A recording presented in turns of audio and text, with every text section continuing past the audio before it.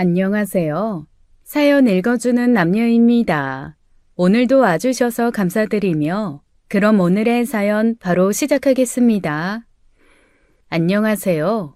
저는 시어머니와 오랜 전쟁 끝에 승리한 30대 여성입니다. 역지사지라는 말이 있잖아요. 보통 굳이 당해보지 않아도 아는 것을 꼭 당해봐야 알고 뉘우치는 사람이 있습니다. 저희 시어머니가 그런 분이셨어요. 자기 며느리한테는 전형적인 시어머니처럼 구셨으면서 본인 딸이 똑같은 시어머니를 만나자 내 딸 불쌍하다고 한탄하시던 분이었죠. 남자친구와 저는 연애 시절 한 번도 싸운 적 없는 인고 커플이었습니다. 거의 졸업할 때쯤 만난 캠퍼스 커플인데 무려 5년 만나 결혼에 이른 거예요. 처음 만났을 때부터 결혼을 생각할 만큼 잘 맞았고 따로 권태기 같은 것도 없었죠. 남편이 군대를 늦게 갔는데 고무신 신고 기다리는 것마저도 재미있을 정도였어요. 능력 있고 다정한 데다가 외적으로도 제 이상형에 맞았고 남편에게도 제가 딱 그랬다고 했습니다. 그러니 결혼하면 연애 때처럼만 살아도 원이 없겠다 싶었고 걱정도 없었어요. 그런데 생각지 못하게 시어머니 자리가 딱 걸림돌이 되더라고요. 다른 가족은 괜찮은데 유독 시어머니만 모난 돌처럼 구시며 결혼을 망설이게 했습니다. 상견례 전까지만 해도 모든 과정이 순조로웠는데 상견례 자리에서 내키지 않는 결혼시키는 것 같은 사람처럼 구셨거든요. 민욱이는 참 마음에 드는데 엄마는 네 시어머니 자리가 영 걸린다. 그러게 나도 제대로 뵌 건 이번이 두 번째인데 만나 뵐 때마다 인상이 별로 안 좋으셔서 걱정이야. 민욱이는 걱정 말라고 하는데 아직 서로 낯설어서 그런 건가 싶기도 하고. 아니야. 딱 보면 네가 그 사람 마음에 차는지 안 차는지는 엄마 눈에 훤히 보여. 딱 봐도 너 마음에 안 차는 거야. 정말 따로 인사 갔을 때는 별말 없었어? 없었어. 물론 막 환영해 주는 건 아니었지만 그렇다고 대놓고 결혼 반대하고 싶은 것 같지도 않았는데. 아무튼 좀 찝찝하다. 여기까지 와서 갑자기 물으자니 그렇게까진 안 해도 될 것 같기도 한데. 그래도 민욱이 아버지는 참 점잖으시고 신사 같은 분이시더라. 민욱이가 딱 네 시아버지 닮은 것 같아. 맞아. 민욱이도 어렸을 때부터 아버지 닮았단 소리 많이 들었대. 민욱이 여동생도 민욱이랑 성격이 비슷한 것 같은데 그러고 보면 뭐 어머님도 그냥 어색해서 그러신 거 아닌가 싶어. 그럼 다행이지만 지금 생각해보면 긴가민가 싶을 때는 멈추는 게 맞았어요. 이 길인가 싶어 무턱대고 들어갔다가 한참 헤매다 돌아오게 되니까요. 어머니께서는 뵐 때마다 웃는 얼굴 한번 안 보여주셨고 정말 딱 인간 대 인간으로서 예의 있게만 대해주셨어요. 차라리 대놓고 군소리라도 하면 제가 마음에 안 들어서 그러시는구나 했을 텐데 그렇다고 막 나서서 반대하시는 것도 아니었어요. 그러니 제가 남편에게 조바심을 내도 남편은 별 대수롭지 않게 생각했던 거예요. 나 너랑 결혼해서 괜히 너희 집에 구박받고 그러면 어떡하지? 어머님은 나 별로 마음에 안 드시는 것 같은데. 우리 엄마 시집살이 시키고 그러실 분은 아니야. 아들 결혼 처음 시키는 거다 보니 자기도 어떻게 해야 할지 모르셔서 그런 거지. 할머니 때문에 은근히 시집살이를 하셨어서 절대 본인은 안 그러실 거라고 하신 적도 있어. 그럼 다행이지만 만약 그런 일 생기면 너 내 편 꼭 해줘야 돼. 알지? 그렇다고 너무 어머님 앞에서 내 편만 들지 말고. 그러니까 적당히 중재 잘해야 한단 말이야. 벌써부터 그 걱정이야? 알아. 내가 알아서 잘할 테니까 나만 믿어. 내 성격 잘 알잖아. 찝찝한 마음에도 결혼을 밀어붙였던 건 오로지 남편 하나만 보고서였어요. 결혼해 평생 살 사람은 남편이지 시부모님이 아니었으니까요. 그런데 결혼 후 신혼여행에 다녀오자마자 작정하고 본색을 드러내시더라고요. 이탈리아로 신혼여행을 다녀오면서 이것저것 많이 준비했습니다. 그래서 그곳에서만 판다는 신선한 올리브유, 무화과잼, 파스타 소스 같이 그 지역 특산품을 사왔거든요.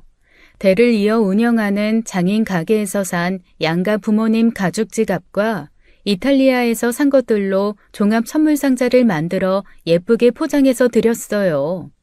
제 딴엔 그게 보기 좋기도 했고 의미가 있다고 생각했거든요.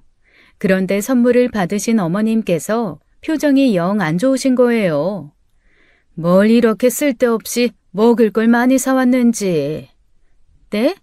아, 어머니, 이게 언필터 올리브 오일이라고 해서 시중에 파는 올리브 오일이랑은 좀 다른데요. 이게 항산화 효과도 더 많다고 하고 공복에 한 숟갈씩 드시면 건강해. 올리브 오일이 다 똑같은 올리브 오일이지 뭐. 이건 뭐야? 잼? 나 혈당 높아서 잼 먹지도 못하는 걸 누구 먹으라고 한 바가지나 사왔네. 아, 몰랐어요. 민옥 씨가 별말 없길래. 아유, 꼬부랑말이라 뭔지도 모르겠고. 이건 또 뭐야? 색깔이? 사람을 곁에 두시고도 마치 혼잣말하듯 불만을 쏟아내시는데 그날 얼마나 진땀을 뺐는지 모릅니다. 게다가 또 그런 말씀은 남편 없는 자리에서만 하세요. 하나하나 다 마음에 안 들어 하시니 괜히 준비했나 싶어 마음이 너무 불편하더라고요. 혼자 준비한 것도 아니고 남편이랑 상의해 고를 때 정말 기대하면서 고른 거거든요. 그런데 남편한테는 한마디도 못 하시면서 제 옆에서만 그런 말씀을 하시는 거예요. 게다가 좀 황당했던 게 혈당이 높아 잼이 싫다고 하셨는데 전에 함께 카페 가셨을 때 꼭 시럽을 찾으셨거든요. 커피는 좀 달달하게 먹어야 맛있다면서요. 그래서 전 혈당 관리하시는 것도 전혀 몰랐어요. 웃긴 건 그 뒤로도 제 앞에서 혈당 관리하는 건 본 적이 없다는 겁니다. 어머님이 가장 좋아하시는 간식이 떡이었거든요. 그 후로 뵐 때마다 꼭 한 번씩 마음 상하는 일이 생겼어요. 가만 보니 아들한테는 한마디도 제대로 못하고 어려워하시면서 저한테만 그러시더라고요. 엄마, 우리 이제 가볼게. 벌써? 오늘 자고 가는 줄 알았는데.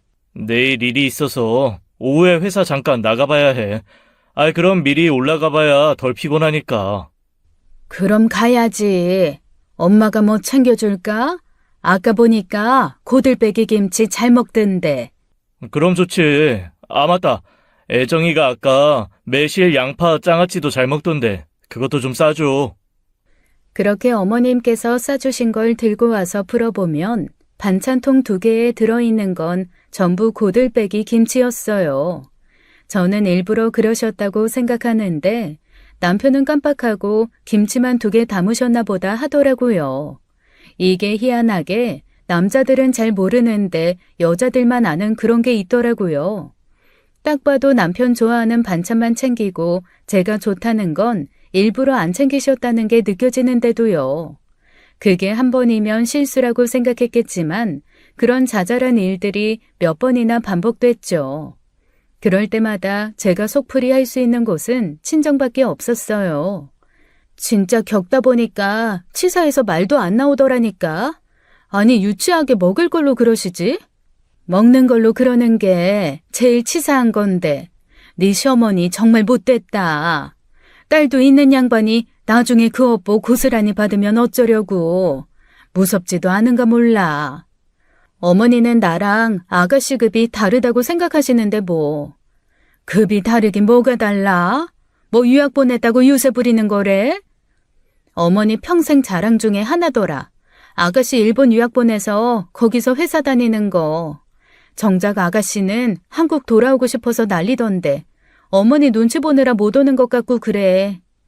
은근히 극성이고 은근히 유난해. 은근히 유치해. 은근 여사 마음에 안 들어 죽겠어. 뭐? 은근 여사? 그게 뭐야? 그렇게 결혼한 지 1년쯤 지났을 거예요. 얼굴 자주 뵙고 편해지면 좀 나아질 줄 알았는데 말만 더 막 하시더라고요. 어느 날은 곁에서 마늘 까는 걸 도와드리고 있었는데 또 혼잣말처럼 그러시는 거예요. 아유, 나는 적당히 연애만 하다 더 좋은 사람 만날 줄 알았지. 네? 젊어서 그렇게 오래 만나 결혼하는 게 흔한 일은 아니라 적당히 연애만 할 줄 알았다고. 사람 면전에 대고 그렇게 말씀하시는데 제가 뭐라고 그러겠어요. 처음에는 그래서 마음에 안 드신다는 건가 아들이 아깝다는 건가 혼란스러웠죠. 또 어머님 화법이 꼭 혼잣말하듯 그런 말씀을 하신다는 거였어요. 은근히 더 기분 나쁘고 사람 무시하는 것 같아 싫더라고요. 몇 번 그게 반복돼서 말대꾸를 하기 시작한 거예요. 그래서 제가 마음에 안 든다는 말씀이세요?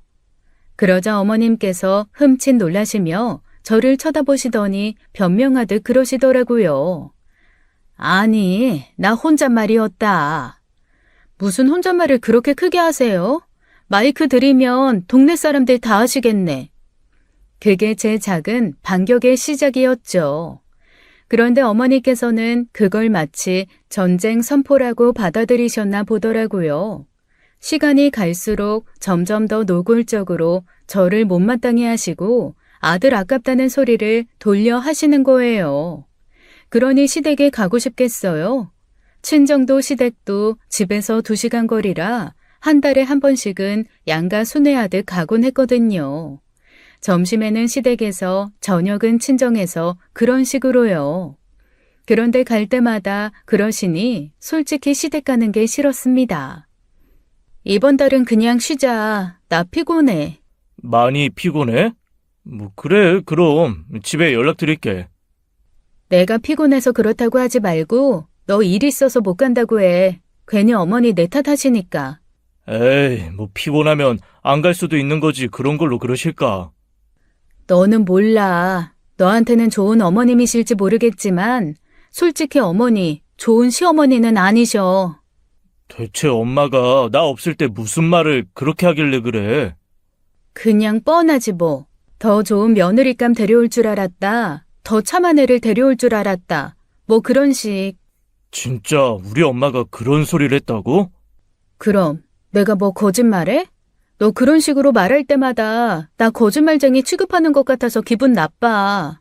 내가 어머님 때문에 스트레스 받는다고 할 때마다 별일 아닌 것처럼 취급하고.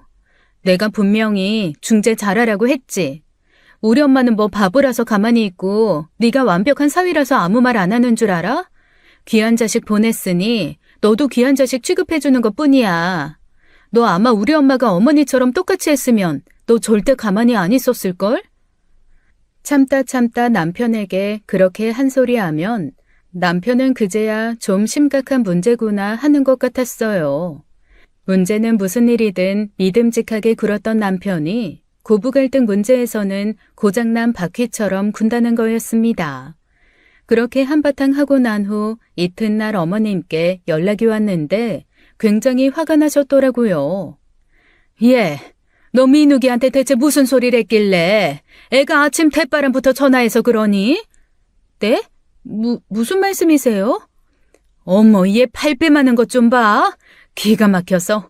너 내가 뭘 어쨌다고 민욱이를 들들 볶니? 애가 얼마나 시달렸으면 생전 안 하던 내 원망을 하냔 말이야.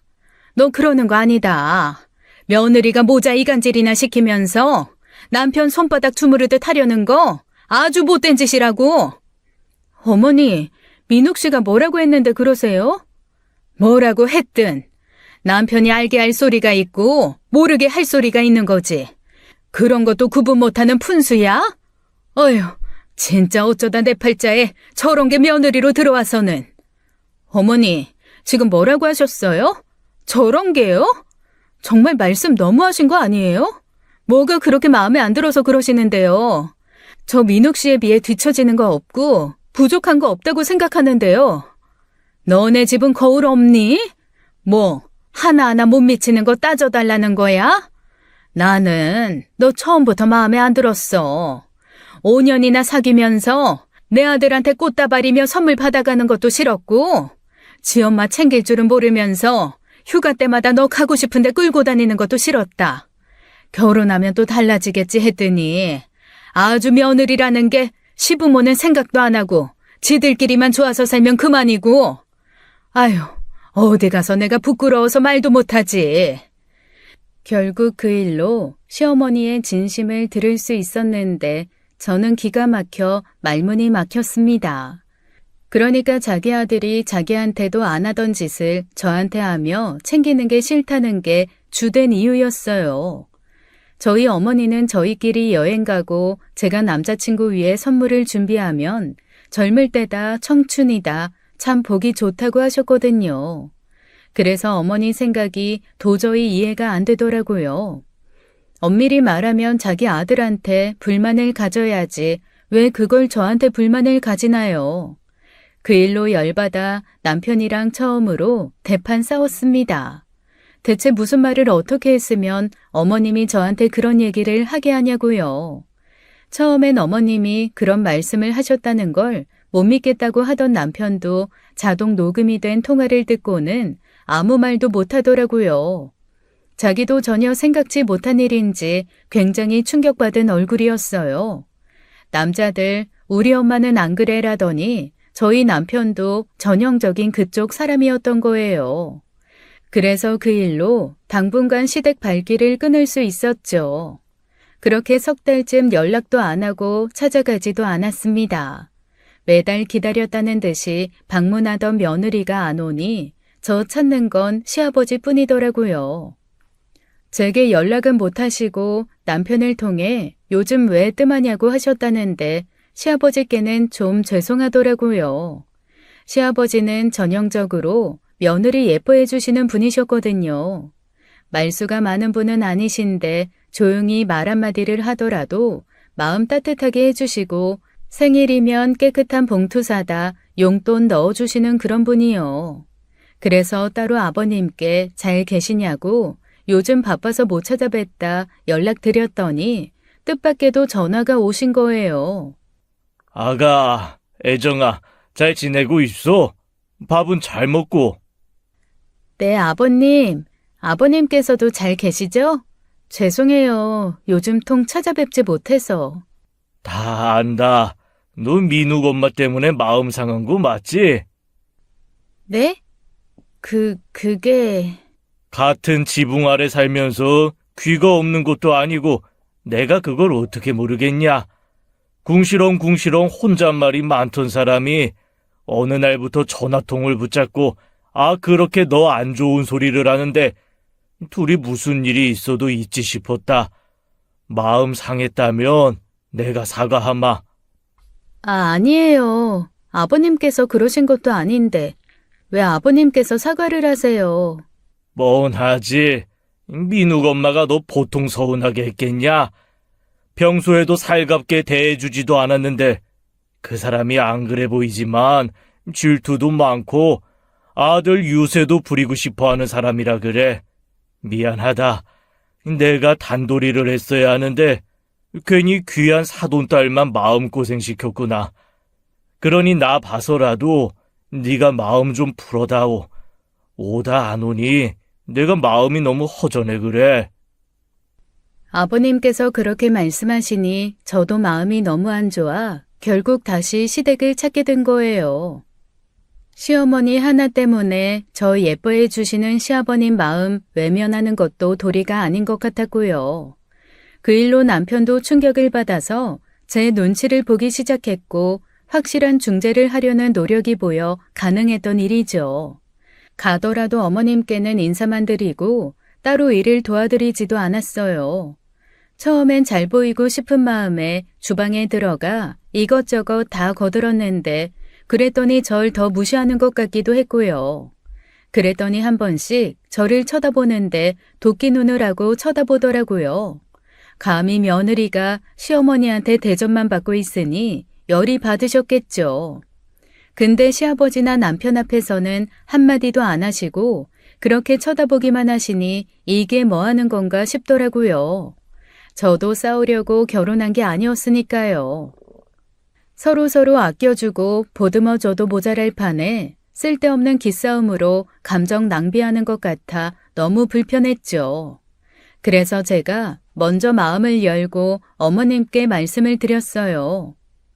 어머니, 어머님이 저 마음에 안 들어도 저 어머님 아들이랑 결혼해서 사는 사람이에요. 이제 앞으로 평생 볼 사이인데 이렇게 지내는 거 어머님도 너무 불편하잖아요. 아버님이나 민욱 씨도 여러모로 괜히 신경 쓰게 하는 것 같고, 저도 어머님이랑 이런 식으로 지내고 싶지 않아요. 제가 어머님께 부족한 며느리일지라도 조금만 더 예쁘게 봐주세요. 저도 노력해서 언젠가는 어머님 성에 차는 며느리가 될 수 있도록 노력할게요. 제 딴엔 정말 진심을 다해 잘 지내보고 싶다고 한 말이었어요. 그날도 어머님은 자존심인지 제대로 대화는 안 하려고 하시더라고요. 자리를 피하고 싶으셨는지 알았다며 저를 내보내셨죠. 그래서 그 뒤로는 다시 한 달에 한 번씩 찾아뵈면서 식사도 함께하고 맛있는 빵이나 좋은 거 있으면 사뒀다가 가져가 챙겨드리기도 했어요. 못해도 일주일에 2번씩 안부 전화도 드리고 제 딴엔 한다고 다 했는데도 어머님 기준 맞추기가 어렵더라고요. 뭘 사다 드려도 시큰둥 트집이나 안 잡으시면 다행이었습니다. 결국 참다 터진 게 명절 때였어요. 일본 사는 아가씨가 티켓을 못 구해서 추석 당일에 겨우 왔거든요. 그러다 보니 예상 도착 시간이 한밤중이었는데 아가씨랑 추석을 같이 보내야 한다며 친정에 못 가게 하시는 거예요. 서희 9시에나 도착한다고 하니까 늦은 저녁 같이 먹고 오늘 자고 가라. 어머니, 저희 어머니 아까부터 기다리고 계세요. 저녁 같이 먹자고 다 차려놓고 기다리시는데 저도 친정 가야죠. 명절인데 그럼 민욱이 동생도 안 보고 가겠다는 거야? 다른 데 사는 것도 아니고 바다 건너온 애를 기다렸다 맞아줘야지. 아무도 없는 집에 오게 하라고? 아무도 없는 거 아니고 어머님 아버님 계시잖아요. 아가씨가 어머님 아버님 뵈러 오는 거지 저 보러 오는 것도 아닌데요. 저도 명절에 부모님이랑 같이 보내야죠. 됐고 잔말 말고 이따가 가라.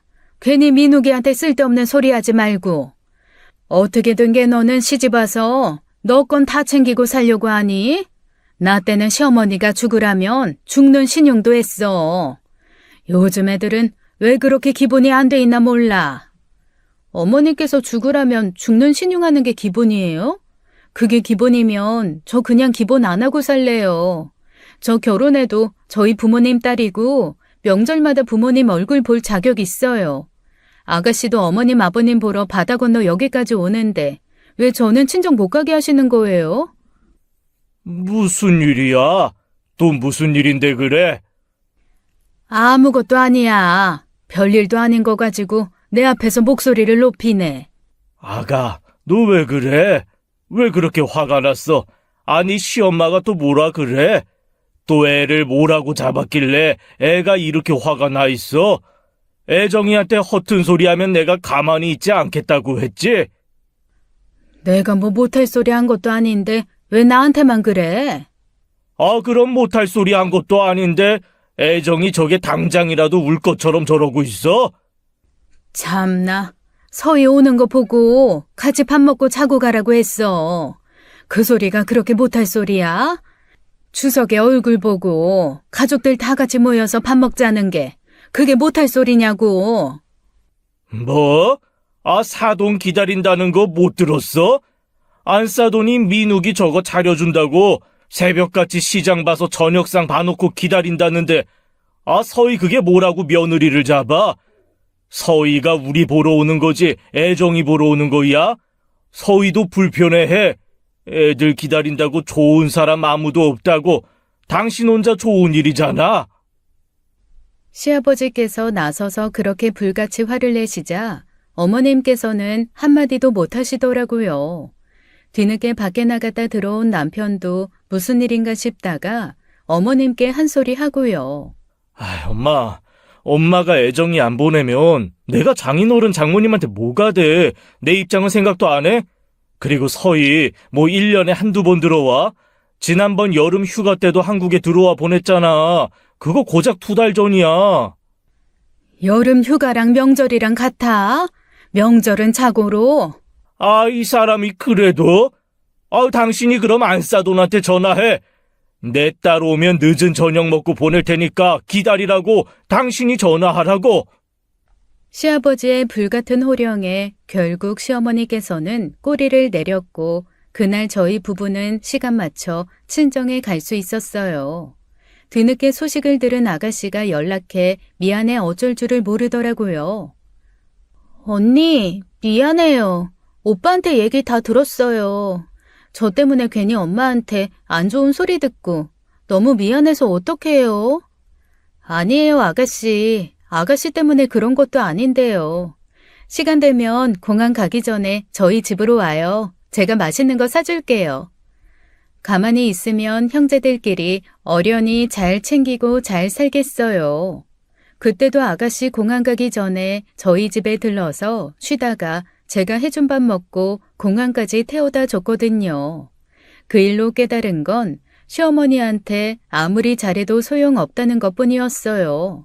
잘 하려고 하면 뭐하나요? 상대는 제가 무슨 짓을 해도 잘 봐줄 마음이 없는데요. 그렇게 저는 점차 시어머니와 마음의 거리를 넓히며 알게 모르게 마음고생을 했습니다. 가만히 앉아 손도 안 대고 코 푸는 것처럼 속 시원한 복수가 기다린다는 건 생각지도 못하고 말이에요. 결혼 2년 차에 아이를 갖게 됐는데 천만금을 얻은 듯이 기뻐하시던 시아버님과 달리 어머니께서는 별로 좋아하는 기색도 없으셨어요.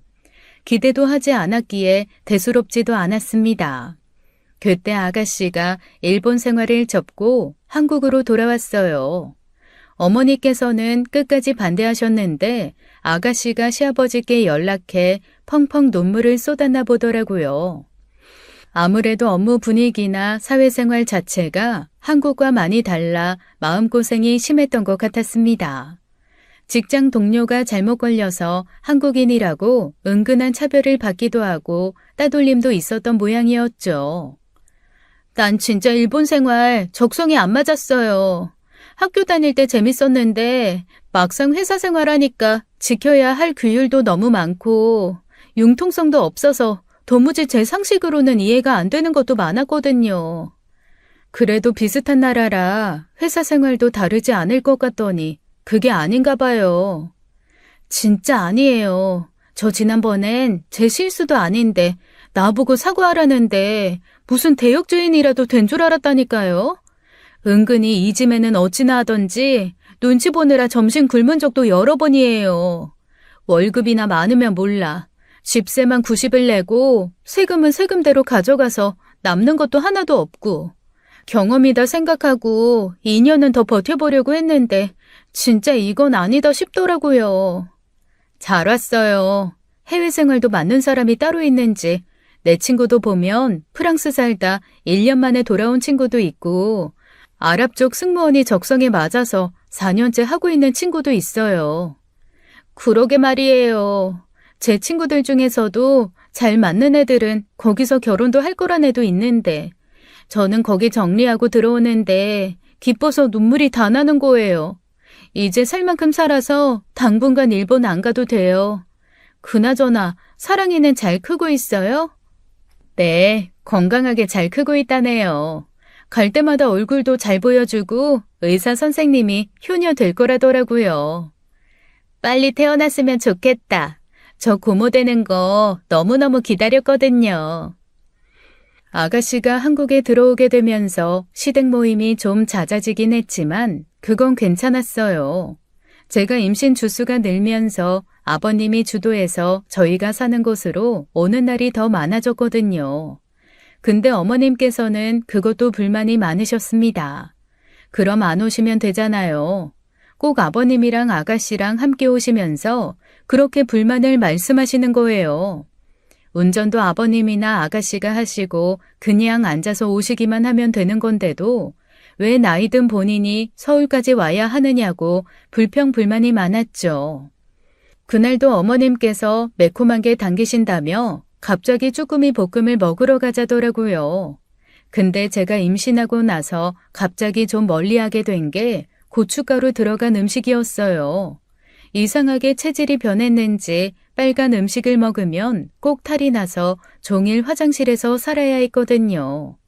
근데 그걸 모르시는 것도 아니면서 쭈꾸미 집에 가자고 하니 뭔가 싶었죠. 임신했다고 뭐 하나 챙겨주시는 것도 없으면서 먹는 걸로도 저러시나 싶었는데 오죽했으면 아가씨가 그러더라고요. 엄마, 오늘 아빠가 새언니 먹고 싶은 거 사주러 온 날이야. 언니 빨간 음식 못 먹는 거 알면서도 그래? 한국 음식에 빨간 거 안 들어간 게 뭐가 있다고. 너 일본에 갔다 와서 빨간 음식만 찾으니 너 생각해서 그랬지. 그러니까 왜 새언니 위해서 만난 자리에서 내 생각을 해? 그거야 집에 돌아가서 먹어도 되는 거잖아. 엄마 진짜 그러는 거 아니야. 임신해 그러면 사람이 얼마나 서운한데. 그거 평생 간대. 평생은 무슨? 아빠, 그러지 말고 우리 갈비 먹으러 가자. 언니, 이 앞전에 먹고 싶다던 그 갈비집 이 근처 아니에요? 전에 나왔을 때 오빠가 사줬던 거기, 맞죠? 네, 고마워요, 아가씨. 시어머니 자리 하나만 아니면 정말 완벽한 시집인데 별일도 아닌 걸로 기분 상할 때마다 너무 아쉬웠습니다. 그래도 시어머니 말고 모두가 제 마음을 알아준다는 것도 복이면 복이었어요. 그렇게 무사히 순산하고 많은 분들의 축하를 받으며 본격적인 육아 생활이 시작되었죠. 아버님께서는 출산 축하금으로 제게 500만 원을 용돈으로 주시더라고요. 제 거 사지 말고 너 갖고 싶은 거 사라. 옷 한 벌을 사든지 가방을 사든지 요새 그만한 돈이면 백화점에서 괜찮은 거 산다더라. 아버님, 너무 감사드려요. 이렇게 큰 돈을. 나 요즘 얼마나 살맛 나는지 몰라. 네가 내 복덩이를 10달 동안 소중히 품어 낳아줬으니 이 정도는 아무것도 아니다. 그러니 불편해하지 말고 받았어. 민욱이한테는 한 푼도 쓰지 말고. 아유, 아빠 너무한 거 아니야? 나도 애정이 임신하는 동안 고생했다고. 아, 네가 하는 것도 고생이야? 한 게 뭐가 있다고. 네 새끼 품었으니 당연히 해야 할 일이지. 참나, 우리 아버지는 자식보다 며느리가 최고지? 좋은 시아버지 덕분에 대접받고 살아 좋았지만 시어머니께서는 그것도 굉장히 싫어하셨어요. 사실 어머님 마음도 전혀 이해가 되지 않는 건 아닌 게 아버님이 어머님한테는 잘하시는 편이 아니었거든요. 마누라 생일에는 몇십만 원 쓰는 것도 엎드려 절박이면서 며느리한테는 달란 것도 아닌데 500씩이나 턱턱 쓴다고 불평하셨어요. 근데 그건 아버님께 불만을 가질 수 있는 일이어도 저를 미워할 수 있는 빌미가 되는 건 아니잖아요. 항상 애먼데 화풀이 하시는데 결국 만만한 저한테만 푸시는 것 같아 저도 불만이 차곡차곡 쌓이던 와중이었습니다. 그렇게 아이 돌 때쯤 됐을 거예요. 정말 누구도 상상하지도 못한 일이 터진 겁니다. 어느 날 친정에 갔는데 남동생이 곧 결혼할 여자친구를 데려온다고 하더라고요. 재혁이 여자친구 있었어? 난 몰랐는데. 나는 알았간. 너랑 다르게 재혁이 저게 자기 얘기는 하나도 안 하잖아. 만나는 애가 있냐고 물어도 알아서 한다고 신경 쓰지 말라더니 진짜 알아서 할 모양이었나 보지. 어떤 애래? 동갑? 연하? 동갑인 거 말고는 말도 안 해주더라. 무슨 속셈인지 모르겠는데 놀라지나 말라고 하더라고. 이따 저녁에 인사하러 온다고 했으니까 내가 만나고 얘기해 줄게. 사위랑 며느리 자리가 또 이렇게 다르다. 엄마 긴장돼 죽겠어. 저도 엄마만큼이나 긴장이 됐습니다. 살면서 여자친구 있다는 이야기를 한 번도 한 적 없는 애라 궁금하기도 엄청 궁금했고요. 남편도 과연 처남이 어떤 여자를 데려올지 기대가 된다더라고요. 그런데 그날 저녁 엄마 전화를 받고 저희 모두 기가 막혀 할 말을 잃고 말았어요. 혜정아, 일났다 일났어. 왜? 재혁이는 갔어? 무슨 일인데 그래? 재혁이가 데리고 온 여자애가? 아휴, 내가 진짜 속상해서. 왜? 빨리 얘기 좀 해봐. 답답해 죽겠어. 별로야? 인물이? 학벌이? 그런 거면 괜찮은데. 설마 성격이 별로야? 그게 아니라 재혁이가 결혼하겠다고 데려온 여자애가 글쎄 사돈처녀야. 어? 그게 무슨 말이야. 사돈처녀가 누군데? 너무 놀란 나머지 저는 그렇게 멍청한 질문을 했어요. 엄마한테 사돈처녀면 남편 여동생 저희 아가씨밖에 없었거든요. 사돈처녀가 누구긴? 민욱이 동생이지. 민욱이 동생? 뭐? 아가씨라고? 그러니까 재혁이가 지금 아가씨랑 결혼하겠다고 했단 말이야? 미쳤어. 정신을 차린 저도 팔짝 뛰었고 엄마도 미치겠다고 가슴을 치시더라고요. 수화기 너머로도 퍽퍽 가슴 두드리는 소리가 선명했거든요. 곁에서 듣던 남편도 그게 무슨 소리냐고 벙찐 얼굴로 쳐다보고 있었는데 이게 대체 무슨 일인가 싶었습니다. 세상이 참 좁은 게 알고 보니 두 사람이 각자의 친구를 통해 소개팅으로 만났다고 하더라고요. 일본에서 돌아와 몇 달 쉬던 아가씨가 서울에서 일하며 자취를 시작했는데 그때 만나게 된 거였어요. 황당한 건 두 사람이 처음 만난 자리에서 서로를 알아보고도 마음을 키웠다는 거예요. 그러니 저희 부모님도 시댁도 기가 막혀 난리가 난 것이죠. 시어머니는 겹사도는 말도 안 된다며 머리를 싸매고 들어 누우셨고 저희 집도 그건 마찬가지였어요.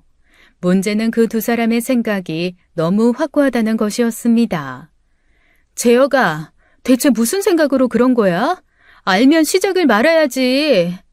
우리가 만나면 안 될 사이인 것도 아니고 법적으로 문제가 되는 것도 아닌데 왜? 우린 문제 없다고 생각했어. 오히려 더 좋은 거 아니야? 겹사돈이 법적으로 문제는 없지만 흔한 일은 아니잖아. 몰랐으면 모를까. 알면서도 시작했다는 거 나는 그게 이해가 안 되는 거야. 가뜩이나 어른들은 족보 끄이는 거 싫어하는데 처남이 매제되고 아가씨가 옳게 되고 채희한테도 고모가 외숙모 되는 것도 문제지만 사돈처녀를 며느리로 맞이하는 게 쉽겠어? 사돈총각을 사위로 맞이하는 게 쉽겠냐고. 왜 일을 복잡하게 만들어? 하고 많은 여자 중에 왜 아가씨냐고. 누나, 원래 사랑은 교통사고 같은 거래. 나라고 뭐 작정하고 만났겠어? 처음엔 인연이 하도 신기해서 친구처럼 만나다가 그렇게 된 거야. 알면서도 작정하고 시작한 게 아니라. 둘 다 철이 없다고 생각한 건 아니라 무턱대고 일부러 친 게 너무 황당했죠. 아가씨도 남동생과 뜻이 같긴 마찬가지였어요.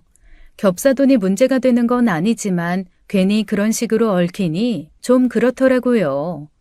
하지만 반대할 명분이 뚜렷하지 않아 저희 부모님이나 시아버님은 애만 태웠습니다. 그런데 시어머니께서는 도저히 안 되겠는지 제 동생을 불러다 놓고 난리를 친 모양이더라고요. 왜 하필 그 집안이냐? 내가 며느리도 모자라 사위까지 그 집안에서 받아야겠냐? 절대 안 된다. 차라리 나 죽고 나서 해라. 아주 난리였고 남동생 가슴팍을 치면서 왜 자기 딸이어야 하냐고 원망했다나 봐요. 아가씨는 그러지 말라고 뜯어말리고 눈 뜨고는 못 볼 광경이었던 거죠.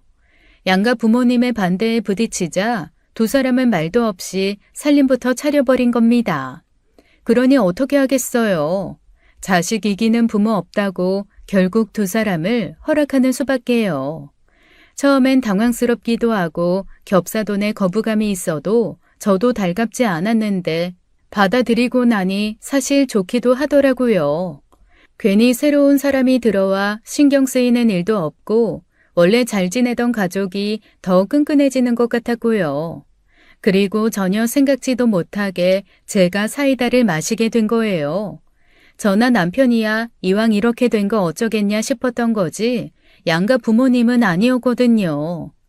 특히 저희 어머니는 그간 어머니께서 제게 하시던 게 있으니 예쁘게 봐주고 싶어도 그게 쉽지 않은 모양이었어요. 사돈 처녀일 때는 그저 예쁘기만 했는데 저 구박한 시어머니 딸을 며느리로 맞이하니 괜히 못된 마음이 든다고요. 사람이 그러면 똑같은 사람 되는 건데 자꾸 안싸돈이 너한테 했던 게 생각나서 괴로워 죽겠다. 서희 참 곱고 착한데 우리 딸은 그 집에서 푸대접 받았는데 싶어서 대접해주고 싶지 않고 말이야. 아유, 우리 엄마 마음 많이 아팠었나 보네. 그래도 너무 그러지 마.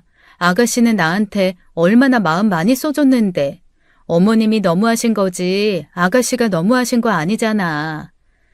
똑같이 당해봐야 알지 싶어서 그러지. 자기 딸이 너 당한 것처럼 당해야 너한테 미안하다 싶지 않겠어? 우리 어머니 그런 분 아니셔. 그런 걸로 쉽게 깨닫는 분이셨으면 진작 사과했지. 여튼 난 그냥은 못 넘어가겠어. 이참에 무슨 수를 써도 써야지. 어? 뭘 어쩌게? 아가씨한테 그러지 마. 엄마는 벼르고 있던 사람처럼 눈에 불을 켜더라고요. 당한 만큼 똑같이 되갚아줘야 한다는 생각을 가진 분도 아닌데 당황스러울 정도로요. 그런데 그 뒤로 정말 엄마가 제가 시어머니께 당했던 것처럼 아가씨한테 똑같이 하는 거예요. 신혼여행에서 아가씨가 양가 아버지 주려고 비싼 술을 사왔거든요. 그런데 하필 시부모님과 다 같이 모인 자리에서 그걸 가지고 트집을 잡는 거예요. 안 그래도 가난 좋은 사람한테 독을 가져왔네. 네? 죄송해요. 저는 몰랐어요. 재혁 씨가 괜찮다고 하길래. 아버님 술 좋아하시는 줄만 알고 준비했는데 제가 생각이 짧았어요. 시집에 뭐 사가지고 올 때 남편이 덜 떨어지게 굴면 너라도 정신 바짝 차려야 하는 거다. 남자들은 원래 말을 해줘야 알고 물어야 대답을 하니 너라도 현명하게 굴어야지. 죄송합니다. 아가씨는 어쩔 줄을 모르고 쩔쩔매는데 시어머니 표정이 정말 가관이었습니다. 얼굴이 시뻘개져서 저희 어머니를 빤히 쳐다보시더라고요. 그러다 엄마와 눈이 마주쳤는데 엄마가 대놓고 물으셨어요. 왜요, 사돈? 뭐 하실 말씀 있으십니까? 아니요, 그게 아니라 말씀이 좀 지나치다 싶어서요. 애가 몰라서 그런 걸 왜 대놓고 그렇게 면박을 주십니까? 제 딴엔 생각하고 사온 건데 그 마음을 몰라주시니 엄마로서 속이 상해 쳐다본 거예요. 그래요? 사돈이 엄마 마음 아시는 분인지 몰랐네요. 사돈이 그런 말씀하시니 우습습니다. 예? 그러자 시어머니께서는 뭔가 떠오르셨는지 얼굴이 더 새빨개져서 아무 말도 못하더라고요. 신혼여행 때 제가 사온 것들로 괜한 트집 잡던 일이 생각나 아차 싶으셨겠죠. 저희 어머니께는 아들 보낸 유세를 그렇게 하셔놓고 딸 며느리로 보내놨으니 얼마나 민망하셨겠어요. 엄마는 거기에서 그치지 않았습니다. 저는요, 재혁이 저게 적어도 더 순수하고 착한 애 데려올 줄 알았습니다. 더 좋은 학교 나와서 더 많이 배우고 사랑받고 자란 애였으면 좋겠다 싶었는데 참 아쉽게 됐죠. 사돈께서도 그런 며느리 못 얻으셨다 불평 많으셨으니 제 마음 잘 아실 거라고 생각해요. 시어머니께서는 표정 관리를 못하셨고 식사 내내 한 숟갈도 못 드셨죠. 그러고 나서 이건 좀 아니다 싶었는지 저한테 연락을 하신 거예요. 서로 마음이 상한 후로 한 번도 따로 연락하신 적도 제가 연락을 드린 적도 없었거든요. 아무래도 안사돈이 쌓인 게 많은 모양인데 이왕 이렇게 된 거 마음 푸셔라 좀 전해라. 마음이 두루마리 휴지도 아니고 풀어달라고 해서 풀리는 건 아니잖아요. 엄마가 알아서 하시겠죠. 뭐야? 너 정말 이렇게 나올 거야? 너 나한테 일부러 그러니? 일부러 나도 엿 먹어봐라. 꼬숩다. 그러는 거야? 그러는 어머니께서는 저희 엄마한테 일부러 엿 먹이시려고 그러신 거예요? 뭐야? 말이 그렇다는 거잖아, 말이. 그렇게 말꼬리 잡고 늘어지니 네가 예쁨을 못 받는 거다. 너가 고분고분한 며느리였으면. 저 얼마나 고분고분한 며느리였는데요. 어머니께서 저 신혼여행 때 사온 물건 보시고 구박하실 때도 한마디도 안 했던 거 기억 못 하세요? 고분고분한 며느리 말대꾸하는 버르장머리 없는 며느리로 만든 거 저 아니고 어머니세요. 그래서 너 지금 너네 집에서 서희 그런 취급 당하는 거 그대로 보고 있으라는 거야? 너가 그렇게 살았으니 내 딸도 그렇게 살아라 그거냐고. 제가 뭐 아가씨 구박을 하겠나요? 저희 엄마가 저 당한 것 때문에 말이 더 곱게 안 나가시는 걸 뭘 어떻게 해요. 그러지 말라고 말리는 것도 저한테는 불효지 싶어서 나서기 좀 그러네요. 저희 엄마 안 그러시던 분인데 오죽 그러셨으면 저러나 싶어서요. 정 마음이 쓰이시면 어머님께서 직접 저희 엄마한테 부탁해보세요. 살다 제가 그런 말을 하게 되는 날이 올 줄은 몰랐습니다. 겹사돈으로 복수를 하다니 꿈에도 상상 못한 일이었거든요. 이제야 저희 엄마 마음, 제 마음을 좀 아시려나 싶어 입이 귀에 걸렸죠. 그러면서도 한편으로는 마음이 그렇게 편하지만은 않았어요. 어머님한테 안 좋은 감정이 남은 거지 아가씨는 아니었으니까요. 그래서 엄마한테도 너무 그러지 말라고 당부해 두긴 했습니다. 그러다 그의 설이었어요. 그 일이 있고 나서 얼마 안 된 일이었죠. 겹사돈이다 보니 좋은 게 명절을 한꺼번에 같이 보낼 수 있다는 거더라고요. 같은 지역에 살다 보니 한 차로 움직이면서 첫날은 시댁에서 둘째 날은 친정에서 보내기로 한 거예요. 그렇게 처음으로 다 같이 설을 보내기 위해 시댁을 먼저 찾은 날이었습니다. 다 함께 들어서는데 벼랑간 어머니께서 저를 향해 물세례를 퍼붓는 게 아니겠어요? 먼저 들어온 아가씨와 남동생, 남편까지 돌처럼 얼어붙었죠. 비에 젖은 생쥐꼴로 놀라 쳐다보니 시어머니께서 물바가지를 들고 씩씩거리며 있는 거예요.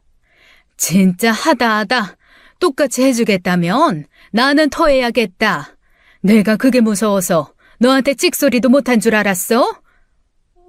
어머니. 엄마 왜 그래? 아, 미쳤어? 대체 뭐 하는 짓이야? 엄마 미쳤나봐 진짜. 언니 잠깐만요. 제가 입으로 줄게요. 수건이. 언니는 무슨 언니야? 너는 그러고 당하고 살면서도 속 좋게 그런 소리가 나와?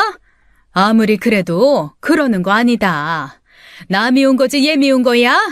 어떻게 예쁨 받겠다고 찾아가 내 찬밥 먹이고 저 좋다는 반찬 멀리 밀어놓고 서럽게 먹는 거 가지고 그러는 거 아니다.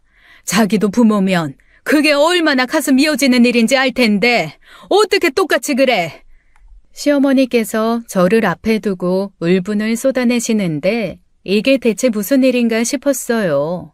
남편이랑 시아버지가 어머니를 안방으로 데리고 가서 저는 일단 젖은 몸을 닦았죠.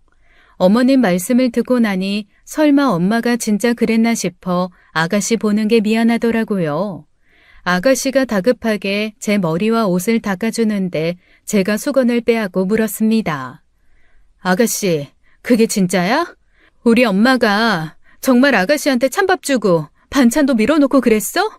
그러자 아가씨는 어쩔 줄을 모르겠다는 듯 문 너머 눈치를 좀 보더니 제 귀에 대고 속삭이더라고요. 그게 아니고요. 실은 저 어머니랑 짰어요. 어? 짜다니? 어머니께서 저 불러다 그러시더라고요.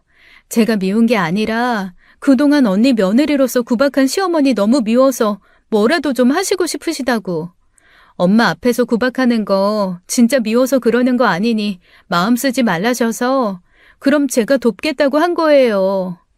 뭐? 그럼 찬밥 줬다는 건? 찬밥 없어서 물 말아 먹은 건 제 역이에요. 저 따뜻한 밥에 어머님이 해주신 아구찜 진짜 맛있게 먹었어요. 술 가지고 구박하신 것도 다 저한테 미리 말씀하신 거고 저는 적당히 받아들인 것뿐이에요. 이번에도 시댁에 가서 찬밥 먹었다고 하면 엄마가 그 마음 좀 알까 싶어서 그랬던 건데 설마 언니한테 물을 뿌릴 줄은 꿈에도 몰랐어요. 너무 미안해요. 언니한테 따로 말할까 싶었는데 언니도 좀 통쾌했으면 싶어서. 제가 모르면 모를까 엄마가 언니한테 한 짓을 아는데 제가 어떻게 그냥 두고 보고 있어요. 알고 보니 엄마와 아가씨가 시어머니께 제 복수를 해주겠다고 준비한 짜고 치는 고스톱이었던 거예요. 아가씨한테 미안한 마음이 싹 가시니 솔직히 좀 통쾌하더라고요. 어머님이 똑같이 당했다는 것보다는 어머님 말고 다들 저 생각해 그렇게 나서줬다는 데에 감동했죠. 엄마 저러는 거 보니 아직 정신 못 차렸지 싶어요. 나 귀한 줄 알면 언니도 어머님한테 귀한 딸인 거 알아야지. 대체 어디까지 해야 정신 차릴까요? 너무 마음 쓰지 마. 내가 어머님 하루 이틀 겪는 것도 아니고. 그렇게 쉽게 변하실 분이었으면 내가 더 노력했겠지. 나 기대도 없어. 아니, 두고 봐요. 내가 꼭 엄마 사과 받아내줄 테니까. 고맙게도 아가씨는 그렇게 결연한 다짐을 하며 문 너머를 쏘아보았습니다. 아버님도 속상해할까봐 사실대로 말씀드리고 양해를 구해야 했어요. 그러자 아버님께서는 통쾌하게 웃으시며 그러시더라고요. 내가 그럴 줄 알았지. 아예 안 싸더니 어디 그럴 뿐이시냐? 네 엄마는 좀 당해봐야 돼. 사람이 역지사지를 해봐야 알면 해줘야지. 다 같이 작정하고 시어머니 한 사람 속이는 것 같아 마음이 편하진 않았지만 남편도 이왕 이렇게 된 거 그냥 지켜보자고 하더라고요. 자기도 신경 쓴다고 썼지만 그래도 부모라 마음껏 나서주지 못한 게 내내 미안하고 마음에 걸렸다면서요. 그 뒤 아가씨는 저희 집에 갔다 올 때마다 시름시름 앓았고 어머님 앞에서 눈물을 보이는 날도 있었습니다. 여름 휴가 간다고 다이어트 하는 걸 시집살이로 고생해서 살이 쏙 빠졌다고 생각하시며 속상해 하시더라고요. 결국 보다 못해 안 되겠다 싶었는지 저희 엄마한테 연락해 따졌나 보더라고요. 진짜 어머님이 전화하셨어? 뭐라고? 참 그 양반 굽힐 줄을 모르더라. 그저 그동안 미안했다. 이제 당신 딸도 귀하게 대접해 줄 테니 그만하셔라 하면 나도 알겠습니다 할 텐데 끝까지 그냥 어떻게 사람이 그러냐는 둥 자기는 그렇게까진 안 했다는 둥 그래도 민욱이는 지 처편이라도 들었지 내 아들은 자기 딸 편도 안 들어주는 것 같다는 둥 아주 전화통화 붙잡고 하소연을 어찌나 하든지 내가 듣다 화가 나서 소리를 꽥 하고 질러버렸어. 뭐라고 했는데? 뭐라고 하기는 사돈이 내 딸한테 떡 주면 나도 사돈 딸한테 떡 주는 거고 사돈이 내 딸한테 엿을 주면 나도 사돈 딸한테 엿을 줄 거라고 내지르고 끊었지. 어머님 양 많이 오르셨겠네. 한번 두고 볼게. 어머님이 나한테 떡을 주는지 엿을 주시는지. 과연 어머님께서 변하실까 기대가 되니 시댁 가는 날이 기다려지기까지 하더라고요. 그로부터 며칠 뒤 아버님 생신으로 시댁에 가게 됐는데 저는 그날 해가 서쪽에서 떴던가 싶었습니다. 아버님이 좋아하시는 횟집에 갔는데 늘 제 앞에서는 완두콩이나 계란찜 같은 거 밀어넣기 바쁘셨던 분이 제 앞에 생선구이와 매운탕을 실하게 담아주시는 거예요. 이게 통하네 싶어 서로 눈치를 주고받기 바빴죠. 감사해요, 어머니. 잘 먹을게요. 너 예뻐서 주는 거 아니다. 내 딸 위해서 주는 거지. 말씀도 곱게 하셨으면 좋았겠지만 그게 어딘가 싶었습니다. 엎드려 절받기라도 절은 받은 거잖아요. 식사 때마다 저를 챙기시고 그 이야기를 들은 친정엄마가 아가씨를 챙기니 그게 또 선순환이 되는 겁니다. 제 밥상이 더 푸짐해지고 어느 날은 저 준다고 무슨 마스크팩을 주시더라고요. 그 소식을 듣고 친정엄마가 아가씨에게 화장품 세트 사줬다고 하니 어머님께서 저를 더 챙겨주시고요. 난 솔직히 그렇게 하면서도 반신반의했어. 그 양반이 그렇게 마음 바꿔먹을 줄 알았냐고. 그러게 나도 이렇게까지는 안 바랐는데 얼마 전에는 글쎄 와서 체히 봐줄 테니까 우리 둘이 밥이라도 먹고 오라는 거 있지? 우리 어머님이 언제 손주라도 봐주신다고 한 적 있어? 곧 서희도 애가 질까 싶으니 그러신 거겠지. 자기 딸 위해서 하는 일이라지만 그렇게 변하기라도 하니 얼마나 다행인지 몰라. 이제 나도 한시름 돋겠어. 너 요즘 시댁 갔다 올 때마다 표정 좋아지는 거 알아? 정말? 내가 그래? 나도 좋긴 좋은 거지. 채이도 할머니 안 싫대. 전에는 할머니한테 가는 것도 싫어하더니 요즘엔 곧잘 할미 할미 그러면서 찾는다니까. 사람이 대접받고 싶으면 변해야지 뭐. 결국 그게 본인한테도 좋다는 걸 꼭 떠먹여줘야 맛이 좋구나 하는 사람이 있다니까. 반대로 어머님이 챙겨주시지 않아도 저희 엄마가 먼저 아가씨를 챙기기 시작하니 어머님도 그만큼은 하려고 하시더라고요. 지인분들 앞에서 며느리 참 잘 얻었다 뿌듯하게 말씀하셨다고 하는 소리에 늘 제 험담만 하기 바빴던 어머님께서도 지인분과 통화하시면서 며느리 덕에 맛있는 밥 먹고 왔단 소리를 하시고요. 그리고 저 얼마 전 생일에는 어머님한테 첫 선물도 받았잖아요. 18K 팔찌였는데 결혼할 때도 따로 챙겨받은 게 없던지라 너무 놀라기도 했고 저도 모르게 눈물까지 나왔습니다. 요즘 애들 좋아하는 디자인이라길래 마음에 안 들면 가서 너 마음에 드는 걸로 바꿔준다고 했으니까 가봐라. 어머니, 감사해요. 너무 예뻐요. 마음에 들어요. 그동안 내가 미안했다. 괜히 아들 뺏긴 것 같고 나도 못 받아본 대접 너만 받는 것 같아서 셈이 나서 그랬나 봐. 애써 키운 건 난데 아들이라는 게 엄마 마음도 몰라주니 괜히 그 화풀이 너한테 했지. 이건 서희 위해서 하는 게 아니라 내가 진짜 내 며느리 위해서 산 거니까 걱정 말고 받아라. 어머니, 그 행동이라는 게 참 신기해요. 마음이 없더라도 그렇게 조금씩 행동을 바꾸다 보면 마음까지도 변하는 것 같더라고요. 어머니께서 저를 보고 처음으로 진심으로 웃으시는데 이래서 사는구나, 삶이 이런 재미가 있구나 싶었습니다. 전혀 변할 것 같지 않았던 사람을 변화시킨다는 게 이렇게 신기하고 마음이 가득 차는 일인 줄 몰랐어요. 그러고 보면 참 제가 운이 좋은 거였습니다. 아가씨가 다른 집에 가서 어머님보다 더한 시어머니를 만났다고 해도 아마 저에게 하는 행동이 달라지진 않았을 거예요. 겹사돈이 되었으니 제게 하는 행동이 결국 딸이 받는 행동이라는 걸 아셔서 변하신 거죠. 그래서 저는 가장 큰 공은 아가씨한테 있다고 생각했어요. 그래서 아가씨 생일에는 근사한 식사 대접을 해주면서 어머님께 받았듯 주얼리를 선물로 해줬죠. 언니, 이거 너무 비싼 거 아니에요? 저 언니 생일에 이만큼 하지도 못했는데. 고마워서 주는 거야. 고마워서. 나 아가씨 덕분에 천사 시어머니 얻었잖아. 그동안은 아버님 때문에 찾아뵙는 거라고 마음 먹으면서도 갈 때마다 너무 가시방석이었거든. 근데 나 요즘에 친정 가는 것보다 시댁 가는 게 더 좋아. 그 정도예요? 우리 엄마 완전히 개과천선했네. 그러니까 이제 내 시댁은 내가 알아서 챙길 테니까 아가씨는 아가씨 시댁이나 챙겨. 우리 각자 시댁에 잘하자고. 오케이? 오케이. 아, 우리 이번 여름에 다 같이 제주도 어때요? 친구가 갔다 왔는데 리조트 진짜 끝내주게 좋던데. 양가 부모님 모시고 콜? 콜. 비행기는 민욱이가 쏜대. 내가? 싫어? 싫긴. 그래. 비행기는 내가 쏜다.